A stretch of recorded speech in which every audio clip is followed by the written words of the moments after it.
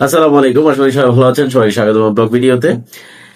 আজকে আমি মূলত ইন্ডিয়ার যেই ঘটনা ঘটেছে রিসেন্টলি, তাদের একটি বিমান যুদ্ধ বিমান পড়ে গিয়েছে। পাশাপাশি আহ, কংগ্রেস থেকে ইউএসএ কংগ্রেস থেকে একটি রিপোর্ট পেশ করা হয়েছে ভারত পাকিস্তান যুদ্ধ নিয়ে, এবং সেই সংক্রান্ত বিষয়ে যে বিস্তারিত যে কথাগুলো রয়েছে সেগুলো নিয়ে আমি আজকে আলোচনা করব।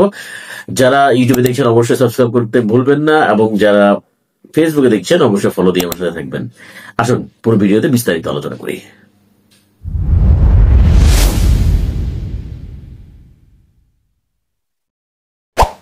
ঠিক এখন থেকে আহ 5 থেকে 6 মাস আগে মূলত এই যুদ্ধটা হয়েছে, এবং এই যুদ্ধের পরে পাকিস্তান দাবি করেছিল তাদের 6টা যুদ্ধ বিমান তারা ফেলে দিয়েছে, এবং 6টা যুদ্ধ বিমান ফেলে দেওয়ার পরে আহ ভারত থেকে কোনো প্রকার বলা যায় যে কোনো প্রতিক্রিয়া ছিল না। যুদ্ধ বন্ধ হওয়ার ঠিক 2 মাস পরে তাদের সেনা প্রধান ব্যাংককে একটি সংবাদ সম্মেলন বা একটি সাক্ষাৎকার বলা যায়, সে জায়গায় কথা বলার সময় একটা জিনিস বলার চেষ্টা করেছে যে হ্যাঁ, তাদের কিছু ক্ষয়ক্ষতি হয়েছে, কিন্তু পুরোপুরিভাবে তিনি সেটা স্বীকার করেনি। এবং সে জায়গা থেকেই ভারতের এই অ্যান্সারটা করতে যে আসলে তাদের কোনো ক্ষয়ক্ষতি হয়ে গেছে কিনা, পাকিস্তান যে বিষয়ে বলেছে সেটা আসলে কোনো ক্ষয়ক্ষতি হয়েছে কিনা, সেটার পূর্ণাঙ্গ বিষয় কিন্তু তারা কোনোভাবে স্বীকার করেনি। এই স্বীকার না করার মধ্যে তাদের মধ্যে একটা নীরবতা কাজ করেছে, সেটাই কিন্তু মূলত মেসেজ চলে গেছে সবার কাছে যে ভারতের এই যুদ্ধ বিমান বিধ্বস্ত হয়েছে। এবং সেটা ইন্টারন্যাশনাল মিডিয়া তো বেশ ফলো করে করেছে, এবং রাফেল যে সংস্থা, বিমান যে তৈরি যে সংস্থা, তারাও কিন্তু এই বিষয়ে বেশ উদ্বেগ প্রকাশ করেছে। এবং এরপরে চাইনিজ যে জেট গুলো সেগুলো কিন্তু বেশ ভালো পারফর্ম করছিল, যেটা কিনা পাকিস্তান ব্যবহার করছিল, জেট-এন-সি, এবং চাইনিজ এবং পাকিস্তানি একসাথে তৈরি করা JF-17। তো সেটাও কিন্তু বেশ ভালো পারফর্ম করছিল, এবং এটার থেকে বলা যাচ্ছে যে পাকিস্তান এক ধরনের প্রভাব বিস্তার করেছে এই যুদ্ধে। এবং সেই জায়গা থেকে কিন্তু মূলত হোয়াইট হাউস না, দুঃখিত, কংগ্রেস থেকে একটি বার্তা এসছে যে ভারত পাকিস্তানের যুদ্ধে ইন্ডিয়া যে 6টা বিমান তারা হারিয়েছে সেই বিষয়ে উল্লেখ ছিল, এবং যুদ্ধ বন্ধ করার ব্যাপারে ভারতেরই একটা আগ্রহ ছিল, কিন্তু পাকিস্তানের যে আগ্রাসী যে বিষয়টা ছিল, সে আগ্রাসী বিষয়টাকে দমানোর জন্য মোদি এবং ট্রাম্পের মধ্যে একটি গভীর আলোচনা হয়েছে, এবং সে সংক্রান্ত বিষয়ে রিপোর্টটা পেশ করা হয়েছে। তো এর মাধ্যমে মোটামুটি পাকিস্তানের পক্ষেই চলে গেছে এই রিপোর্টটা, এবং ভারত ভয়াবহভাবে বিধ্বস্ত হয়েছে পুরো পৃথিবীর কাছে। কারণ তারা প্রপাগান্ডা চালায়, এটা কিন্তু তাদের একটা কমন বিষয় যে ওরা মিথ্যা প্রপাগান্ডা বা মিডিয়ার মিথ্যা প্রপাগান্ডা চালিয়ে অনেক কিছু বলার চেষ্টা করে, সেটা কিন্তু প্রমাণিত। পাকিস্তানের ক্ষেত্রে হোক, বাংলাদেশের ক্ষেত্রে হোক, বা অন্য দেশের ক্ষেত্রে হোক। যেমন ট্রাম্প যখন আসছে তখন তাদের এক ধরনের মেসেজ ছিল পুরো বিশ্বের কাছে যে ভারত এবং আমেরিকার সম্পর্কটা কেমন হবে। যখন ট্রাম্প এসে তাদেরকে ট্যারিফ দিয়ে ধরলো, বা পাকিস্তান এবং ভারতের যে যুদ্ধের ব্যাপারে তাদের যে ইনভলভমেন্ট আসলো, সে পুরো বিষয়টা কিন্তু এলোমেলো হয়ে গেল।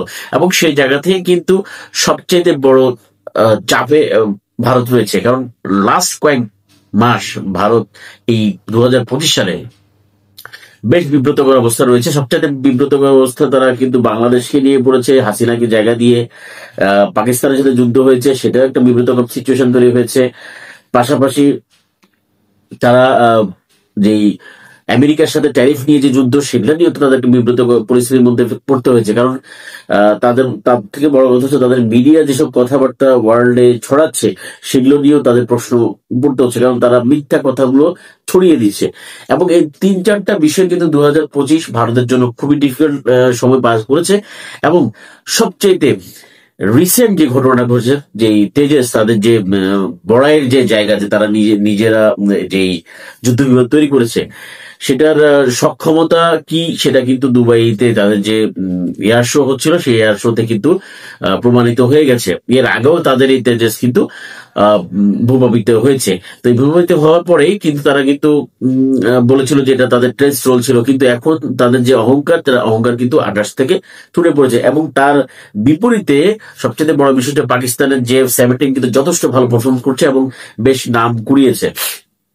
তো সেই জায়গা থেকে বলা যায় যে পাকিস্তান বেশ ভালো অবস্থায় রয়েছে এবং ভারত একটি বিব্রতকর অবস্থায় রয়েছে সামরিক ক্ষেত্রে।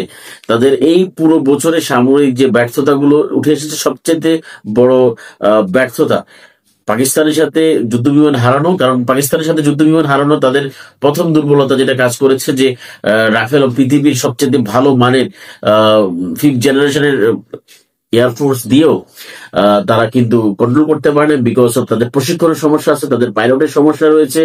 পাইলটের দুর্বলতাই কিন্তু এই ধরনের বিমান হারানোর সবচেয়ে বড় কারণ হিসেবে দেখা হচ্ছে।